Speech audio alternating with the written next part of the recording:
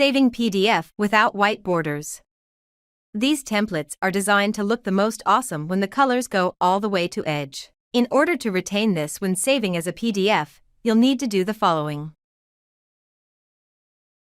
1. In Word file, go to Page Setup. 2. Settings, Page Attributes. 3. Format for any printer. 4. Paper size, click here and then click on Manage Custom Sizes. 5. Click to add new size, name it PDF Borderless.